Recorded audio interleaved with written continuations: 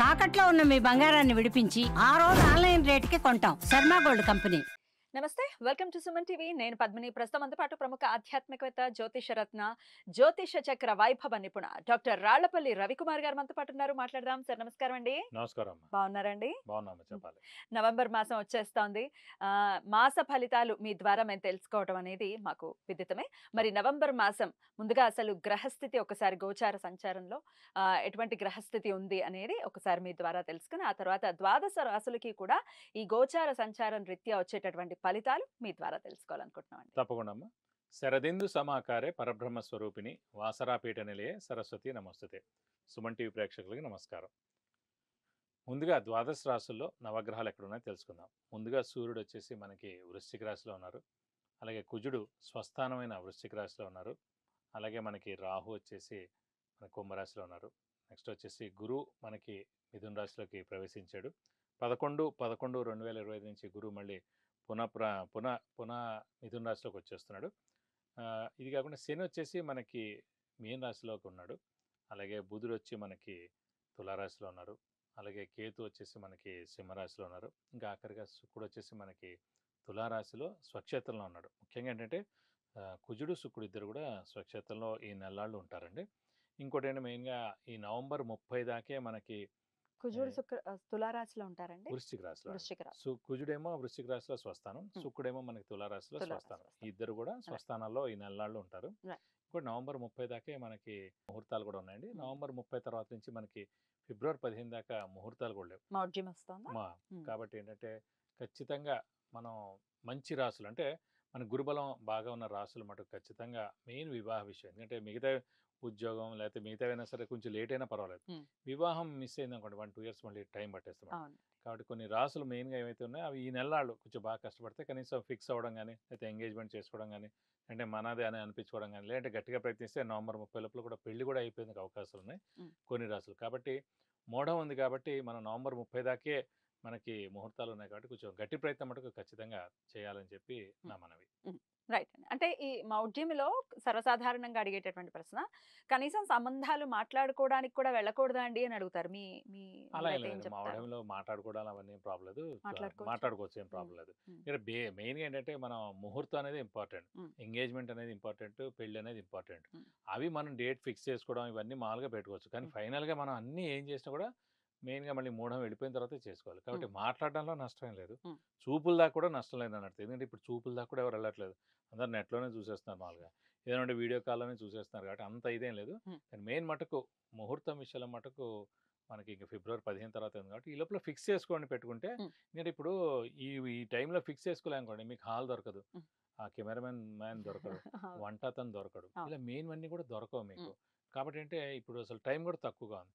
కాబట్టి time waste చేయకుండా ఈ గురుబలం బాగా ఉన్న రాశులు మటు ఖచ్చితంగా గట్టిగా ప్రయత్నిస్తే వివాహం తప్పకుండా నవంబర్ 30 లోపల కుదిరేందుకు అవకాశాలు ఎక్కువగా ఉంటాయి. మరి ఎవరికి ఆ వివాహ బలానికి సంబంధించి బాగా ఉంది, అలాగే ఆర్థిక పరంగా ఏ రాశుల వాళ్ళకి బాగుంది, అలాగే ఏ రాశుల వాళ్ళకి ఒకవేళ మిశ్రమ ఫలితాలు కనుక ఉంటే ఎటువంటి పరిహార మార్గాల్ని అనుసరించాలి, అవన్నీ ఇప్పుడు తెలుసుకుందాం. మరి ద్వాదశ రాశులకి ఎలా ఉండబోతోంది నవంబర్ మాసం చూద్దాం. మరి కన్యా రాశి వారికి ఎలా ఉండిపోతుందండి నవంబర్ మాసం? తప్పకుండా అమ్మా. కన్యా రాశి అనగా మనకి ఉత్తర 2-3-4 పాదాలు, హస్త 1-2-3-4 పాదాలు, చిత్త 1-2 పాదాలు, ఈ నక్షత్రాల సమూహంతో మనకి కన్యా రాశిలోకి వస్తుంది. ఈ రాశి వారికి కూడా పట్టిందల్లా బంగారం చెప్పుకోవచ్చు. ఎందుకంటే ప్రస్తుతం గురువు దశమంలో కూడా మంచి చేస్తాడు. మెయిన్ కన్యా రాశికి యోగకారకుడు, అదృష్టకారకుడు, లక్ ఫేవర్ చేసే గ్రహమైన శుక్రుడు 2nd హౌస్లో స్వస్థానంలో ఉన్నాడు.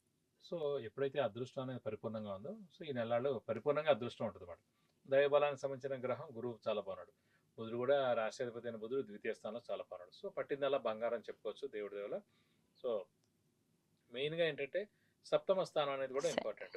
సప్తమ స్థానంలో శని ఉండడం చేత సప్తమ స్థానం అనేది భర్త లేదా భార్య, అలాగే ఇమీడియట్ బాస్, మెయిన్గా బిజినెస్లో అయితే పార్ట్నర్స్ అనమాట. సో సప్తమ స్థానం మనం ఎప్పుడు ఇదివరకు కూడా చెప్పుకున్నాం. లగ్నం నుంచి సప్తమ స్థానంలో శని ఉంటే ఖచ్చితంగా వివాహం ఆలస్యం అవడం అంటే 30 నుంచి 35 ఏళ్ళ దాకా అవుతుంది.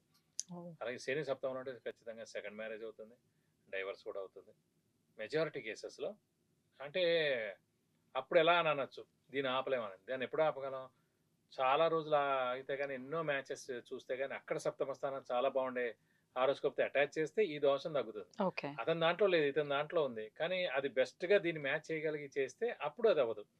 అంత టైం వీళ్ళు వెయిట్ చేయగలగాలి, అన్ని రైట్. మ్యాచెస్ వెయిట్ చేయగలగాలి. చూడాలి.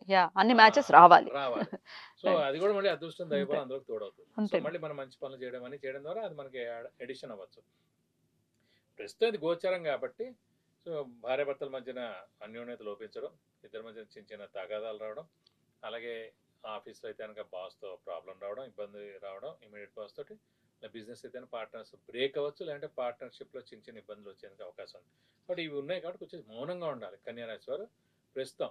ఇది ఇప్పుడు కాదు, ఇంకా 2 ఏళ్ళు ఉంది ఇంచుమించు. ఎందుకంటే 6 నెలలు అయింది కాబట్టి అవును. ఇంకా 2 ఏళ్ల పాటు కన్యా రాశి వారు మౌనంగా ఉండడం ఉత్తమం. ఎందుకంటే ఇలాంటి సిచ్యువేషన్స్ వచ్చేందుకు అవకాశం ఉందన్నమాట. మౌనంగా ఉంటే అన్నీ సర్దుకుంటాయండి. Right. ఎప్పుడైనా సరే హారోస్కోప్ బాగాలేనప్పుడు లేదా గోచారం బాగాలేనప్పుడే ఇలాగా వాల్కెనో లాగా ఎరప్ట్ అయిపోతుంది. అప్పుడు మీరు ప్రశాంతంగా ఉన్నారనుకోండి, ఏం జరగదు. Right sir. ఒక వైపు నుంచే ఎంతసేపు Exactly. దెబ్బలాట అవుతుంది, కొద్దిగా. Exactly. మీరు రియాక్ట్ అవుతేనే ప్రాబ్లం. కాబట్టి మీరు మౌనంగా ఉంటే కనుక అన్ని సమస్యలు సర్దుకుంటాయి. అలాగే మెయిన్గా అదృష్టం బాగుంది కాబట్టి ఆర్థికంగా కూడా ఈ మాసం అంతా కూడా చాలా బాగుంటుంది. Right sir. అయినప్పటికీ మరి పట్టిందల్లా బంగారంగా ఉండేటటువంటి పరిస్థితి ఉంది కన్యా రాశి వారికి అంటున్నారు కాబట్టి వాహనాలు కొనుగోలు చేసే అవకాశం ఉందని అనుకోవచ్చు. అంటే చతుర్థ స్థానం అనేది వాహన స్థానం అంటారు. సో చతుర్థ స్థానాన్ని దశమ స్థానంలో ఉన్న గురువు సప్తమ దృష్టితో చతుర్థ స్థానాన్ని చూస్తున్నాడు. ఖచ్చితంగా వాహనం వస్తుంది ఈ సంవత్సర కాలం లోపల. కానీ దానికి తోడైన ఈ అదృష్టకారకుడైన యోగకారకుడైన లక్ ఫేవర్ చేసే గ్రహమైన శుక్రుడు స్వస్థానంలో ఉన్నాడు కాబట్టి ఖచ్చితంగా శుక్రుడు వెహికల్స్ కారకుడు కాబట్టి ఖచ్చితంగా ఈ నెలే వెహికల్ కొనేందుకు అవకాశాలు 100% ఉన్నాయి. అద్భుతం అండి. ఇక పంచమంలో రాహు ఏమైనా ఇంపాక్ట్ చూపిస్తాడా? 6వ స్థానంలో ఉన్నాడు పంచమ 6th లో ఉన్నాడా? 6th Rahu 12th Ketu ultimate అండి. మంచి రిజల్ట్స్ వస్తాయా? గురువు కూడా దశమంలో పర్లేదు. శనిది ఒక్కటే ప్రాబ్లం. శని ఒకటే ప్రాబ్లం. మరి ఉద్యోగస్తులకి ఎలా ఉంటుందని అనుకోవచ్చు? ఉద్యోగస్తులు కూడా బాగానే ఉంటుంది. ఎందుకంటే దశమ స్థానం అనేది ఉద్యోగ స్థానం. సో రాజ్యస్థానం, కర్మస్థానం, ఉద్యోగస్థానం 3 కూడా దశమ స్థానం. అలాంటి దశమ స్థానంలో మనకి గురువు ఉండడం చేత ఉద్యోగస్తులు బాగానే ఉంటుంది. చెప్పిన చిన్న చిన్న ప్రాబ్లమ్స్ జస్ట్ ఇమీడియట్ బాస్ తో ఉంది కాబట్టి పర్వాలేదు. మెయిన్ బాస్ తో బాగానే ఉంటుంది, ఇమీడియట్ బాస్ తో ప్రాబ్లం. రైట్. ఆరోగ్యం ఎలా ఉంటుంది? ఆరోగ్యపరంగా కూడా బాగానే ఉంటుంది, ఏం ప్రాబ్లం. ఎందుకంటే కుజుడు చాలా బాగున్నాడు. సో ఆరోగ్యం చాలా బాగుంటుంది. రైట్ అండి. అయినప్పటికీ వీళ్ళు చేసుకోవాల్సినటువంటి పరిహారాలు ఏమైనా ఉన్నాయండి? అంటే వీళ్ళకి ఇంకా ఫిక్స్డ్గా ఇంకా 2 సంవత్సరాల పాటు ఆ శని సప్తమంలోనే ఉంటాడు కాబట్టి ఖచ్చితంగా ప్రతి శనివారం ఉపవాసం ఉంటే చాలా మంచిది. అలాగే ఆంజనేయ స్వామిని ఎక్కువగా ఆరాధిస్తే చాలా మంచిది. అలాగే ప్రతిరోజు ఆంజనేయ స్వామి అష్టోత్తరం చదువుకుంటే మంచిది. అలాగే ప్రతి శనివారం ఆంజనేయ స్వామి టెంపుల్కి వెళ్ళి 40 ప్రదక్షిణాలు చేయడం, అలాగే వడమాల సమర్పించడం, సింధూర పూజ చేయించడం, సో తమలపాకులు పూజ చేస్తే కూడా మీకు అన్ని విధాలు మంచి చేకూరుతుంది. రైట్ అండి. చాలా చక్కగా తెలియజేశారండి. ఖచ్చితంగా ఇవి చేసుకుంటూ ఆల్రెడీ మంచి పీరియడే, ఇంకాస్త మంచి జరగాలి కన్యా రాశి వారికి అని మనస్ఫూర్తిగా కోరుకుంటూ ఇక నెక్స్ట్ వీడియోలో తులారాశి గురించి తెలుసుకుందాం. Thank you so very much అండి. నమస్తే. నమస్కారం.